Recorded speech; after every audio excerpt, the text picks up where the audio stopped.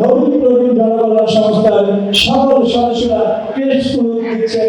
সকলে একটা তালি দেন একটা আসলে কেন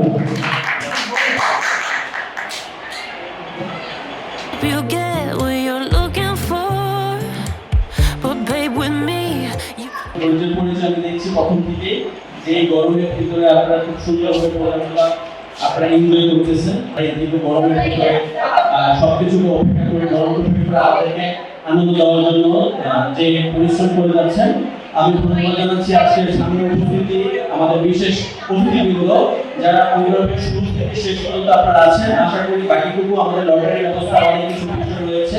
আসলে আজকে নবীন প্রবীণ জনকল্যাণ সংস্থার যে প্রথম বর্ষের পূর্ণ উপলক্ষে আজকে আমরা যে উপস্থিতি হতে পেরেছি, এক মিলন মেলার যে উপস্থিতি হতে পেরেছি, সেই মিলন মেলায় আমি শুধু এতটুকু বলতে চাই, নবীন প্রবীণ জনকল্যাণ সংস্থা হচ্ছে আমাদের ভালোবাসা, আবেগ এবং আমাদের সকলের ভালোবাসার বন্ধনের আজকে 1 বছর পূর্তি উপলক্ষে আজকে যে আয়োজনের বিশেষ ভূমিকা এবং যে অগ্রণী ভূমিকা রেখেছে সেই নবীন প্রবীণ জনকল্যাণ সংস্থার প্রতিষ্ঠানের সাধারণ সম্পাদক আমার শ্রদ্ধাভাজন জনাব মোহাম্মদ গাজী মাহমুদ ভাই, আমাদের সম্মানিত কেশিয়ার সাহেব, আমাদের সম্মানিত সেক্রেটারি সভাপতি সাহেব এবং কমিটির সকল নেতৃবৃন্দকে আমি জানাচ্ছি আন্তরিক শুভেচ্ছা অভিনন্দন।